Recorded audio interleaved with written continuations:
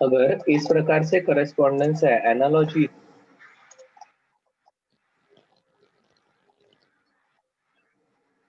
तो क्या इनको मिलाकर जो हमारे रिलेशंस है वो रिलेशन भी ऐसे के ऐसे ही एनालॉजी में आ जाएंगे? डिस्प्लेसमेंट, वेलोसिटी, एक्सीलरेशन, टाइम तो दोनों सिस्टम में सेम रहता है, तो इनको मिलाकर जो रिलेशन है उनको ही एनालॉगस रिलेशन रोटेशनल मोशन में रहेंगे। ठीक है, सो इसे हम कहते हैं काइनेमेटिक्स ऑफ रोटेशनल मोशन। क्या रिलेशन हो जाएंगे? तो देखो, हम अभी सिर्फ एक पार्टिकल के बारे में बात करेंगे। तो चलो वो एक बॉडी कंसीडर कर लेते हैं और बॉडी का एक पार्टिकल लेते हैं।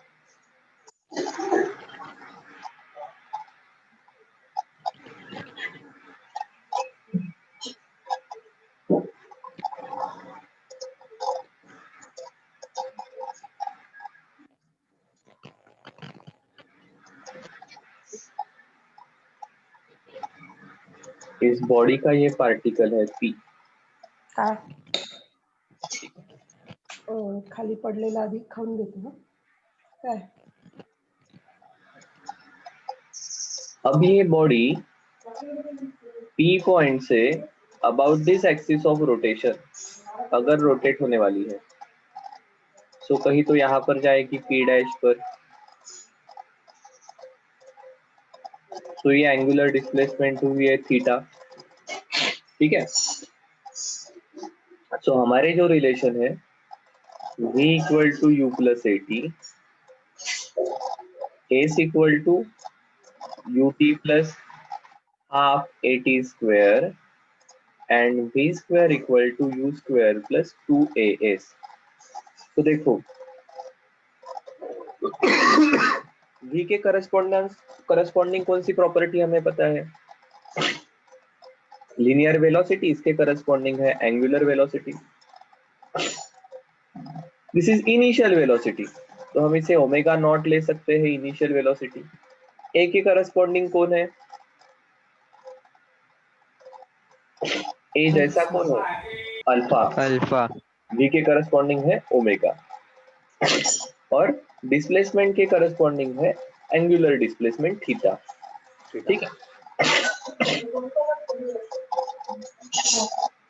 तो देखो ये आ जाएगा अल्फा इंटू टी। अब डिस्प्लेसमेंट ए से, ठीक है, तो अगर ये मेरा एंगल शुरुआत का 0 है तो यहां से मैंने मेजर किया तो ये एंगल हो जाएगा थीटा।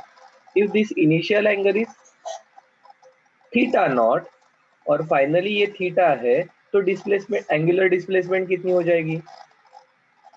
जैसे फॉर एग्जांपल ये एंगल शुरुआत का है 30 और अब ये 60 हो गया, तो एंगुलर डिस्प्लेसमेंट कितनी हो जाएगी? जब आप एंगल मेजर करोगे तो with respect to some reference measure करोगे ना, कौन से लाइन के साथ कितना एंगल है। तो ये अगर शुरुआत की कंडीशन है, इफ इट इज हॉरिजॉन्टल, तो आप इसे डायरेक्टली 0 कंसीडर कर सकते हो, बट ऑलरेडी ये कुछ एंगल बनाया होगा, तो इसे आपको हॉरिजॉन्टल के साथ कितना एंगल है उसके टर्मिनोलॉजी में कहना पड़ेगा। ठीक है, तो थीटा नॉट की वैल्यू हो सकती है कुछ 30, फाइनली थीटा की वैल्यू है 60, तो डिस्प्लेसमेंट कितनी होगी? एंगुलर डिस्प्लेसमेंट 30 की 30, मतलब कैसे निकाली आपने? Theta minus theta not. जैसे हम ये डिस्प्लेसमेंट निकालते हैं, कैसे निकालते हैं displacement? Final position minus initial position, सही है ना? ऐसे डिस्प्लेसमेंट निकालते हैं हम। तो वैसे ही यहाँ पर एंगुलर डिस्प्लेसमेंट निकालनी है तो हमें कहना पड़ेगा final angle with horizontal minus initial angle with horizontal. Initial angle 0 है तो डायरेक्टली ये थीटा लिखोगे, if initial angle is not 0 तो थीटा माइनस थीटा नॉट लिखना पड़ेगा। Omega naught into T plus half alpha into T का square. ठीक है, सिमिलरली ये भी आ जाएगा v स्क्वायर मतलब corresponding omega square you square मतलब ओमेगा नॉट का square plus 2 alpha, again linear displacement, angular displacement, theta minus theta naught. क्या क्या मतलब है हमारे टर्म्स का? यहाँ पर omega naught is initial angular velocity,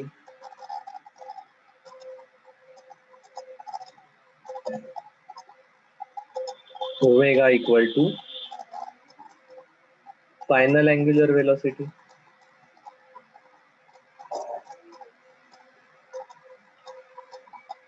theta not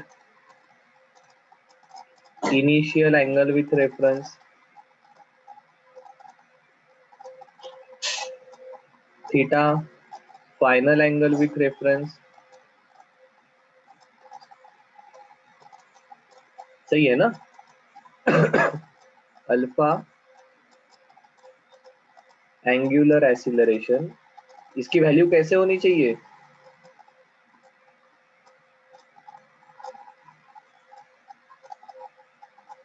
equal. Constant, क्योंकि ये इक्वेशन कौन से केस में अप्लीकेबल है? जब ए कांस्टेंट रहता है, यूनिफॉर्मली एक्सीलरेटेड मोशन, तो वैसे ही हमने ये बाजू में जो रिलेशन लिखे हैं, दीज आर अप्लीकेबल जब अल्फा कांस्टेंट रहेगा। ठीक है? कौन बचा है? टाइम। आगे सब तो इस प्रकार से हमारे काइनेमेटिक्स के जो इक्वेशन है वही हमारे रोटेशनल मोशन में यूज कर सकते हैं। अगर ये हमारा एक्सिस ऑफ रोटेशन फिक्स्ड है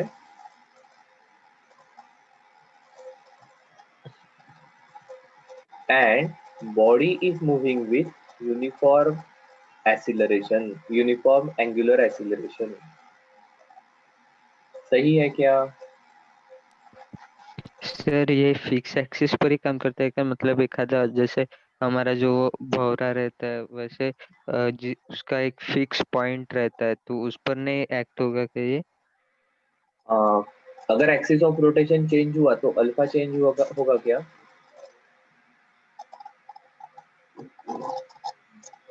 yes.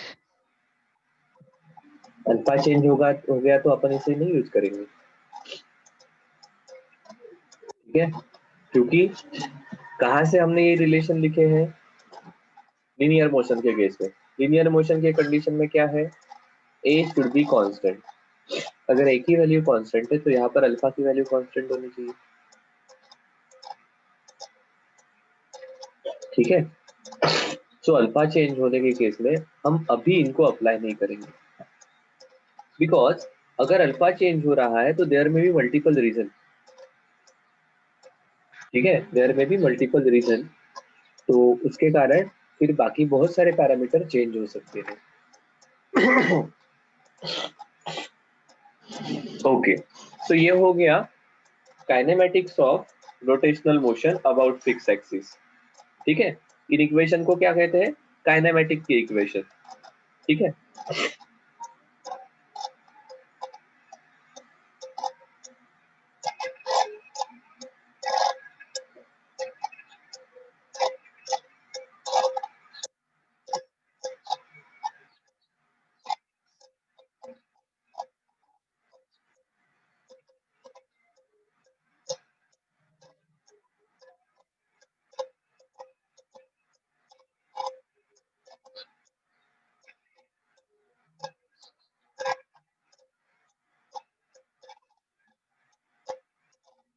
Kinematics of rotational motion about fix axis. अगर ऐसा काइनेमेटिक्स का है तो काइनेमेटिक्स के similar there is something called as dynamics. Kinematics में हम क्या करते हैं? हम जिस एजेंसी के कारण ये सब हो रहा है उसको कंसीडर नहीं करते हैं। मतलब ये जो पार्ट है, यहाँ पर वेलोसिटी क्यों हो रही है, एक्सीलरेशन किसने जनरेट किया, उस फोर्स के बारे में हमने कुछ भी बात नहीं की है। वैसे यहाँ पर एंगुलर वेलोसिटी के पीछे कौन है, अल्फा की वैल्यू इतनी क्यों है, कौन इसके लिए रिस्पॉन्सिबल है, ऐसे टॉर्क के बारे में हमने बात नहीं की है। फिर सर टॉर्क और फोर्स के बारे में हमने कब बात की थी? तो टॉर्क फोर्स के बारे में हमने बात करने के लिए लिनियर मोशन में यूज किया था न्यूटन्स लॉज ऑफ मोशन, ठीक है, दैट इज डायनामिक्स। सो ये वैसे यहाँ पर भी हमें इस रोटेशनल मोशन में टॉर्क कैसे काम करेगा, डायनामिक्स कैसे रहेगा, उसके बारे में समझना पड़ेगा, ठीक है। ओके सर, ठीक है, देख लेते हैं। देखो, सर लास्ट स्लाइड। एक minute, dynamics of rotational motion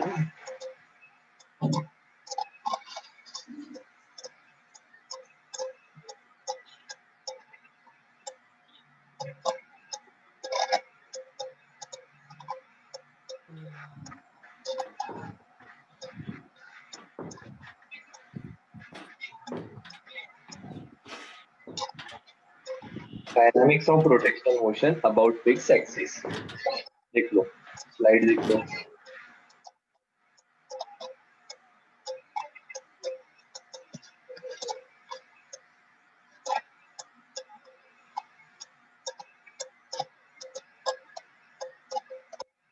done sir.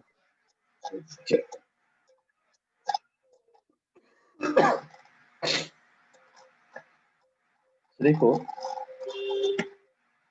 अब जब कभी भी हम डायनामिक्स के बारे में, मतलब फोर्स के बारे में इसके पहले बात कर रहे थे, तब फोर्स के लिए कौन पिक्चर में आया था? एक्सीलरेशन तो हमने इसके पहले भी देखा है। एक्सीलरेशन के साथ कौन आता है? मास। मोशन किसके कारण होती है? लिनियर मोशन के बारे में बात कर रहे हैं। लिनियर मोशन किसके कारण होती है? फोर्स के कारण, ठीक है। अगर फोर्स नहीं लगा तो बॉडी की जो स्टेट है वो चेंज नहीं होगी, ठीक है। बॉडी की जो स्टेट है वो चेंज नहीं होने वाली है। बॉडी की स्टेट चेंज करनी है, मतलब यूनिफॉर्म मोशन या स्टेट ऑफ रेस्ट से उसका एक्सीलरेशन करना है, उसकी वेलोसिटी चेंज करनी है, तो आपको फोर्स लगाना पड़ेगा। कितना फोर्स लगाने से क्या होगा, ये हमें पता चलता है उस बॉडी का मास कितना है इसके थ्रू, ठीक है। बॉडी का मास ज्यादा है, हमारा फोर्स का रिलेशन क्या है? अगर मास ज्यादा है तो एक्सीलरेशन कम जनरेट होगा, अगर मास कम है तो ज्यादा एक्सीलरेशन जनरेट होगा। तो जैसे बॉडी के मोशन के लिए जो रिस्पॉन्सिबल एजेंसी है उसके बारे में जब हम बात करते हैं तब मास पिक्चर में आता है। काइनेमेटिक्स में मास कहीं भी पिक्चर में नहीं है, काइनेमेटिक्स के इक्वेशन में मास है ही नहीं। सो वैसे ही रोटेशनल मोशन के बारे में जब अपन बात करेंगे, उसके डायनामिक्स, उसके मोशन के बारे में समझने की कोशिश करेंगे, तो इसकी इक्विवेलेंट प्रॉपर्टीज आनी चाहिए। इसके इक्विवेलेंट क्या रहेगा? टॉर्क। टॉर्क। और टॉर्क किसके ऊपर डिपेंड रहना चाहिए? मास और रेडियस रेडियस। वेक्टर के। और मास। टॉर्क डिपेंड रहेगा मास। देखो, क्या मैं ऐसा कहूँ क्या, इसके करस्पॉन्डिंग प्रॉपर्टी कौन है? Moment moment of of inertia. Inertia. Force के करस्पॉन्डिंग है टॉर्क, एम के करस्पॉन्डिंग है मोमेंट ऑफ इनर्शिया, ए के करस्पॉन्डिंग कौन है? अल्फा। अल्फा। ठीक है। अब देखो, जिस मोमेंट पर टॉर्क, अल्फा और मोमेंट ऑफ इनर्शिया आ गए, उस मोमेंट पर मुझे ध्यान में आना चाहिए कि एक पक्की चीज है which is axis of rotation. सही है। मोमेंट ऑफ इनर्शिया ये पर्टिकुलर एक्सिस के अबाउट ही होता है, ठीक है। टॉर्क के कारण बॉडी की मोशन होगी, that will be about some axis of rotation, ठीक है।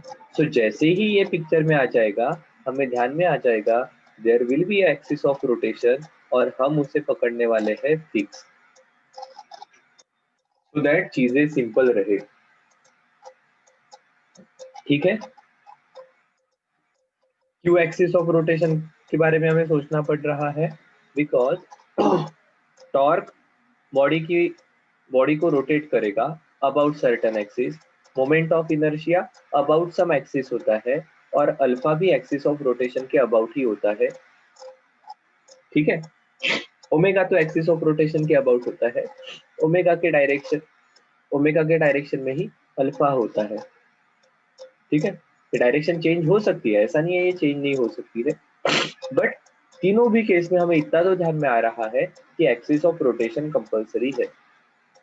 हाँ, अब ये एक्सिस ऑफ रोटेशन चेंज हो सकता है क्या? Yes, it can change, but हम सिंप्लिसिटी के लिए उसे फिक्स मानने वाले हैं।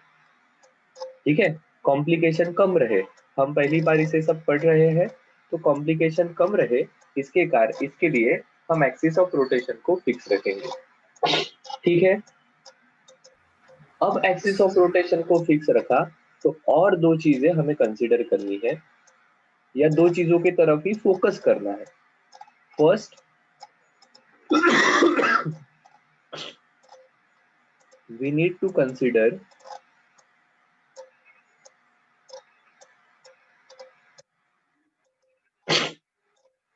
only those forces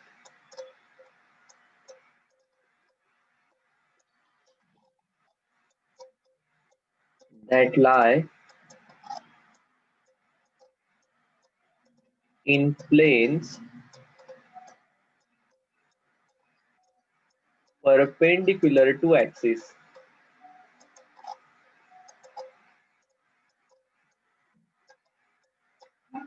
और दूसरा,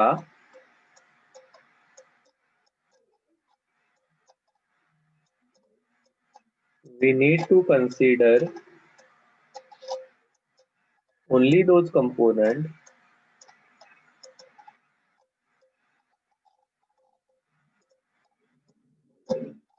of position vector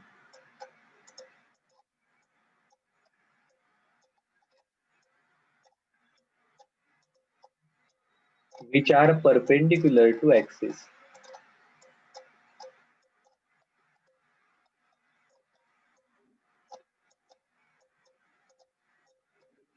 देखो, पहले पार्ट में हमने क्या कहा? we need to consider only those forces that lie in planes perpendicular to the axis। ऐसा क्यों? तो देखो,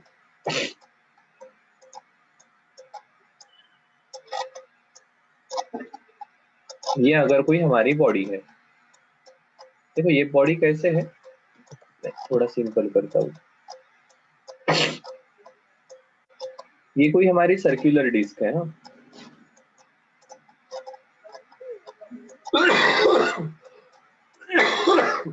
एक्सक्यूज मी।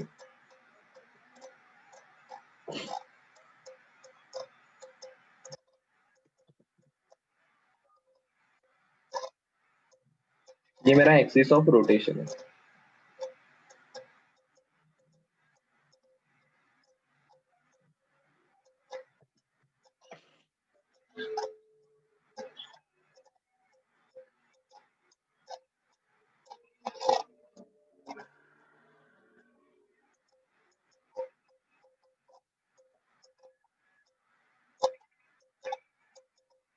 ठीक है, ये हमारा एक्सिस ऑफ रोटेशन है जिसके अबाउट बॉडी रोटेट होने वाली है।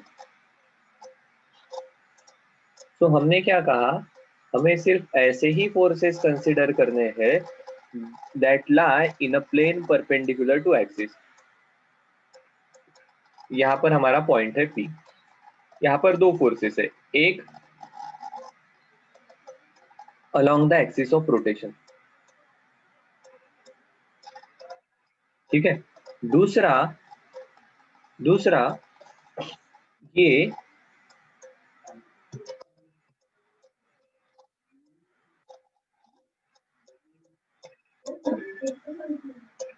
जो इस प्रकार से रहेगा, ऐसा। ठीक है,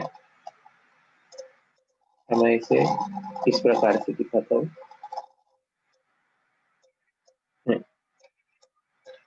अब सर यहाँ पर सिर्फ जो प्लेन में है ऐसे ही फोर्सेस को क्यों कंसिडर करना?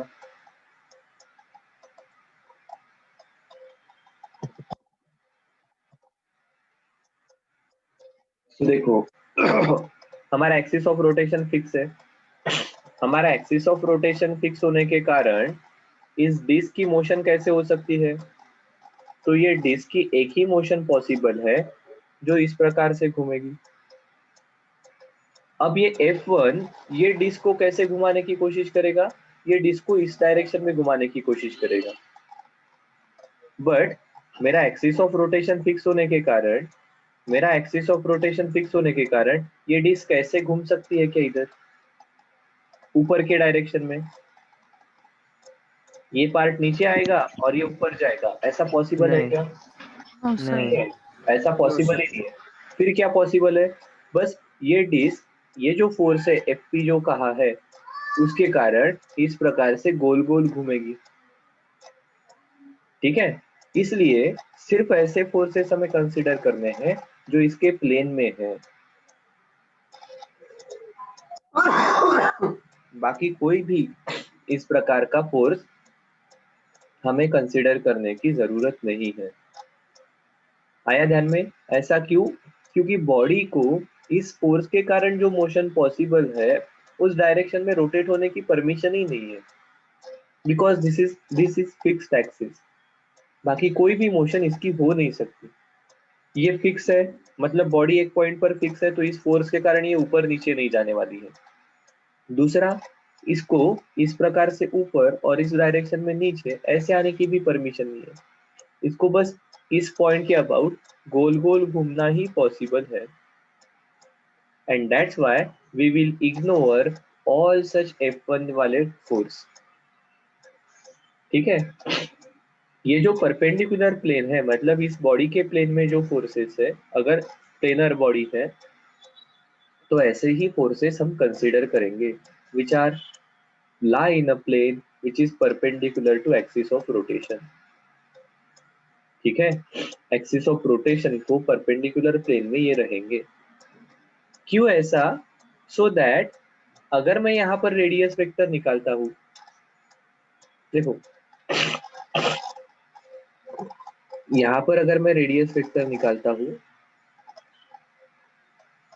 तो r क्रॉस f करके देखो, ये r की डायरेक्शन हो गई, ये f की डायरेक्शन हो गई। r क्रॉस f करो, it will be along the axis of rotation it will be along the axis of rotation। तो ये जो टॉर्क रहेगा इन दोनों के कारण, ये एक्सिस ऑफ रोटेशन के अबाउट रहेगा। ये एक्सिस ऑफ रोटेशन के अबाउट बॉडी को घुमाएगा। ठीक है, अगर मैंने F1 कंसीडर किया तो देखो ये F1 है, ये R है, R क्रॉस F की डायरेक्शन कहाँ जा रही है? कहाँ आ रही है R क्रॉस F की डायरेक्शन? R क्रॉस F की डायरेक्शन स्क्रीन से आपके तरफ आ रही है। राइट हैंड थंब रूल लगाओ, R के तरफ से F के तरफ जाओ, थंब आपके तरफ पॉइंट कर रहा है। फिर उस केस में ये एक्सिस ऑफ रोटेशन रहेगा, बट इस डायरेक्शन में तो बॉडी को घूमने की परमिशन ही नहीं है, क्योंकि ये सभी पॉइंट जो है ये फिक्स है। बॉडी को इस डायरेक्शन में घूमने की परमिशन ही नहीं है, इसलिए ऐसे सब F1 जैसे फोर्स ये हमें इग्नोर करने पड़ेंगे। क्या क्लियर है क्या? बाकी फोर्सेस के झंझट में हम नहीं पड़ने वाले हैं। क्यों नहीं पड़ना है? क्योंकि ये हमारा जो फिक्स एक्सिस ऑफ रोटेशन है उसके अबाउट रोटेशनल मोशन प्रोड्यूस करने वाले नहीं है। सर आप ये बार बार फिक्स एक्सिस ऑफ रोटेशन क्यों कह रहे हो? क्योंकि ये हमने ऑलरेडी कंसीडर किया है। हम ऐसे ही मोशन पर स्टडी कर रहे हैं जिसका एक्सिस ऑफ रोटेशन फिक्स है। हम ऐसे ही मोशन पढ़ रहे हैं जिसका एक्सिस ऑफ रोटेशन फिक्स है। क्या सही है? हाँ, और फिर दूसरा, we need to consider only those component of position vector। Position vector के सिर्फ उतने ही कंपोनेंट कंसिडर करने हैं which are perpendicular to axis। Axis को परपेंडिकुलर जो कंपोनेंट है वही कंसिडर करने पड़ेंगे। क्यों ऐसा सर? क्योंकि देखो एक्सिस के अलोंग का कंपोनेंट आर का कंसीडर किया, तो ये आर क्रॉस एफ कहाँ लेकर जाने वाला है हमें?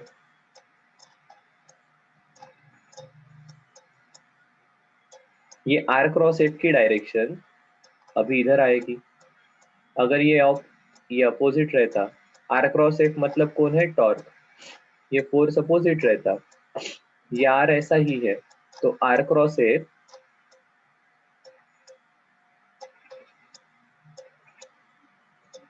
ये टॉर्क इस डायरेक्शन में लगेगा, बट इस डायरेक्शन में about this axis of rotation body को रोटेट होने की परमिशन ही नहीं है। सो ऐसे ही पोजीशन वेक्टर हमें लेने पड़ेंगे which are in a plane perpendicular to axis. Axis के परपेंडिकुलर प्लेन में जो पोजीशन वेक्टर है उनको ही कंसीडर करो। एक्सिस के अलोंग के पोजीशन वेक्टर आर कंसीडर करने की जरूरत नहीं है। आया क्या ध्यान में? ठीक है, क्यों? Yes, sir. क्योंकि उनके कारण जो टॉर्क डेवलप हो रहा है उस डायरेक्शन में रोटेट होने की परमिशन नहीं है, एक्सिस ऑफ रोटेशन फिक्स है। ठीक है, सो हमें जब डायनामिक्स पढ़ना है ऐसे बॉडी का, तो हमें दो चीजें ध्यान में रखनी है। ऐसे ही फोर्सेस कंसीडर करो जो एक्सिस ऑफ रोटेशन को परपेंडिकुलर प्लेन में है, ऐसे ही पोजीशन वेक्टर कंसीडर करो जो एक्सिस ऑफ रोटेशन को परपेंडिकुलर है। क्या ठीक है? हाँ सर ठीक है। सो विद दिस बेस अभी हम इसका डायनामिक्स पढ़ते हैं। तो देखो एक बार मैं बता देता हूँ हमने क्या किया। हमने कहा ये पार्टिकल है, इसके ऊपर जो फोर्स लग रहा है उसके कारण होने वाला वर्क निकालना है। एक ही पार्टिकल कंसीडर कर रहे पूरे बॉडी के, एक ही पार्टिकल कंसीडर कर रहे पूरे बॉडी में से। ठीक है, so dw1 equal to force into displacement. So यहाँ पर डॉट प्रोडक्ट है इसलिए cos of angle between them लिखा, बट ये डिस्प्लेसमेंट को मैंने आर डी थीटा में लिख सकता हूँ। ठीक है, क्योंकि आर्क लेंथ वही होती है, एंगल छोटा है तो this is almost straight line. ठीक है, बट अभी मैंने इनको रीअरेंज कर दिया, डी थीटा को बाहर लिखा, this is f1 into r one into sine alpha, but r into f into sine alpha ये टॉर्क होता है। सो ये जो वर्क हुआ इन केस ऑफ रोटेशन ये हम लिख सकते हैं torque into displacement, angular displacement. So ये तो हमारा जो फोर्स एक पार्टिकल पर लग रहा है उसके कारण हुआ वर्क है। सो पूरे बॉडी के केस में क्या होगा? सो ऐसे सभी छोटे छोटे वर्क की एडिशन। अब एंगुलर डिस्प्लेसमेंट सबके लिए सेम रहेगी, सो वहां का टॉर्क हमने निकाला। सर टॉर्क सेम नहीं रह सकता है क्या? टॉर्क सेम रह सकता है बट टॉर्क डिफरेंट भी रह सकता है, because torque is r cross f, उस पॉइंट की पोजीशन पर डिपेंड करेगा, वहां पर पोजीशन वेक्टर एंड फोर्स के बीच के एंगल पर डिपेंड करेगा। सो टॉर्क अलग अलग भी रह सकते हैं। ठीक है, सो हमने लिखा जो वर्क रहेगा इट विल बी सभी टॉर्क की addition tau one plus tau two plus tau three, angular displacement उनकी सेम रहेगी इनटू डी थीटा। सो ये हमारा आ गया dw equal to torque into d theta. ठीक है, सर ये जो आपका ये अल्फा के एडजेसेंट वाला जो कंपोनेंट है हाँ ये वो वाला उसका तो, हाँ उसका तो वर्क डन 0 ही होगा ना? उसके कारण वर्क डन नहीं होगा। हाँ बिल्कुल सही है, क्योंकि डिस्प्लेसमेंट के साथ ये फोर्स का कंपोनेंट कितने डिग्री का एंगल बना रहा है? 90। सो cos 90 इज 0, तो ये कंपोनेंट वर्क नहीं कर रहा है। बिल्कुल सही। सर हाँ सर मुझे वो इक्वेशन समझ में नहीं इस वजह से। कौन सी वाली? F1 ds1 cos phi 1 is equals to से वहाँ से। ये ना, हाँ सर वहाँ से, हाँ ये डॉट प्रोडक्ट लिया ना, नहीं सर उसके नीचे। ये ds this is arc length. Arc की लेंथ क्या रहती है? Included angle into radius. ये सर बस वही लिखा आर डी थीटा। सर वो cos को cos हाँ phi okay 1 is okay equals okay to okay sin alpha okay okay okay, ये फोर्स के, देखो ये फोर्स है, इसके मैं दो कंपोनेंट ले सकता हूँ। ठीक है। अब देखो, इसने टेंजेंट के साथ जो एंगल बनाया है वो फाई है, ठीक है। अगर ये फाई है तो ये भी फाई रहेगा, और ये अल्फा 1 है, क्या सही है? Yes, sir. तो अगर इसके रिलेटिव मैं कंपोनेंट देखता हूँ तो ये कंपोनेंट क्या आएगा? ये एफ है मेरा, ये कंपोनेंट रहेगा एफ कॉस फाई, या अगर अल्फा के कंपैरेटिवली कहेंगे तो ये अल्फा के अपोजिट वाला है, this is f sine phi, sine Yes, alpha sir. 1, समझा. ठीक है। Yes, sir. या फिर आप फाई 1 को, अगर आपको और सिंपल अगर इसे समझना है तो phi 1 can be written as, ये 90 है, 90 minus alpha 1, what is 90 minus theta? Sine theta, Sin. ठीक है। ऐसा क्यों Yes, किया? क्योंकि टॉर्क के केस में साइन अल्फा आता है, इसलिए मुझे उसको साइन अल्फा लाने की जरूरत थी। अगर यहाँ पर कॉस फाई रहता तो मुझे क्लिक नहीं होता, मैं इसे टॉर्क है ये प्रूव नहीं कर सकता ना। सो कॉस फाई को मुझे साइन अल्फा इसलिए लिखना पड़ा क्योंकि टॉर्क के टर्म में साइन अल्फा आता है। आगे अभी ध्यान में? yes, sir. चल, बस 2 ही मिनट का काम है, अपन फटाक से देख लेते हैं। देखो,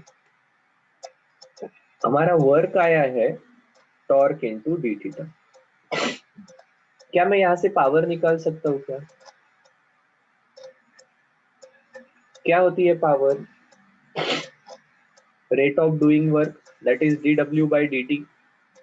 ये छोटा सा काम कितने समय में हुआ है? क्या इसे मैं d dt of torque into d theta लिख सकता हूँ? क्या आ जाएगा ये?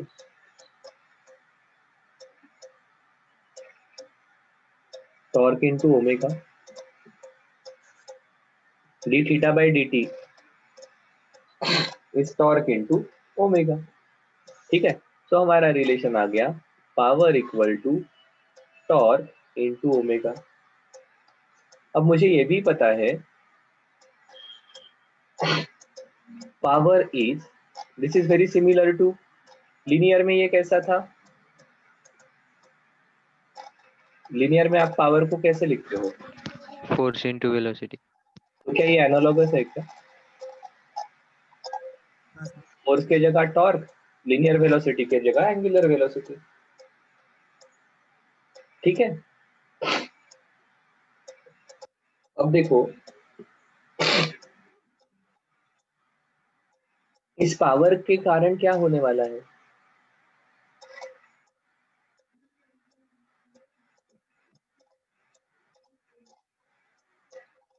पावर के कारण क्या होगा? तो देखो,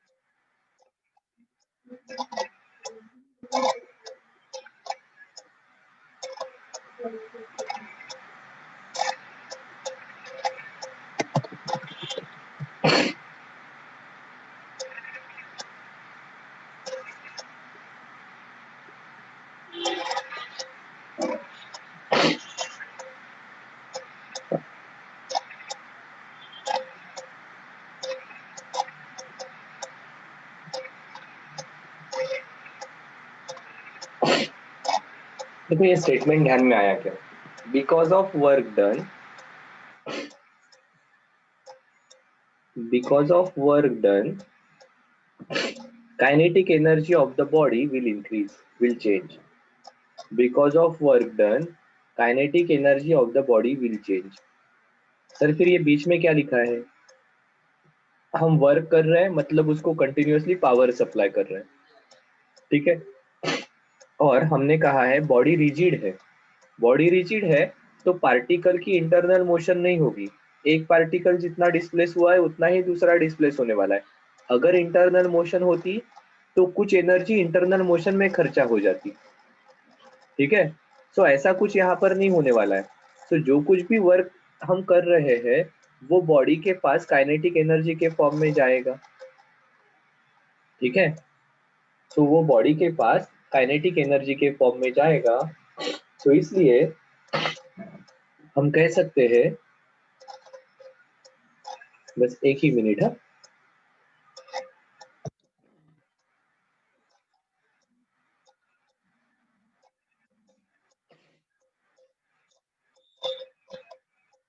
Therefore, rate of change of kinetic energy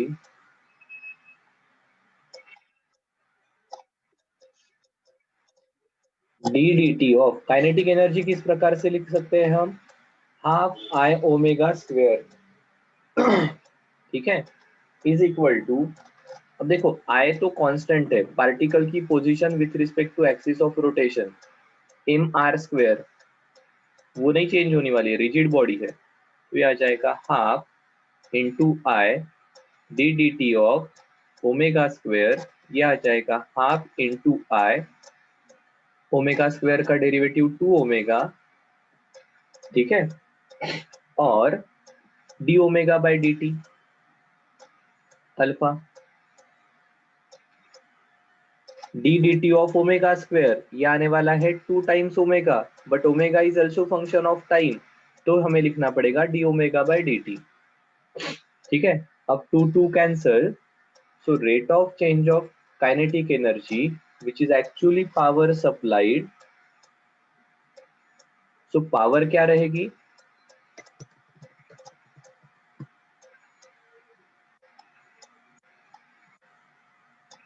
power रहेगी हमारी torque into omega which is equal to I into omega into alpha, या मैं आसान करता हूँ, power equal to I into omega into alpha, but power is also equal to torque into omega, therefore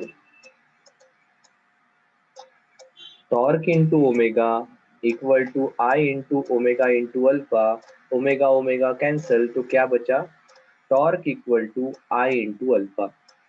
अब ये किसके जैसा है, थोड़ा सा याद करो, फोर्स की जैसे, that should be force mass equal into to mass into acceleration. तो यहाँ पर हम लिख सकते हैं torque equal to I into alpha, ठीक है। सो एक्चुअली सभी जो हमारे एनालॉजी थी वो यहाँ पर भी जैसे के वैसे ही फॉलो हो रही है, ठीक है, पक्का।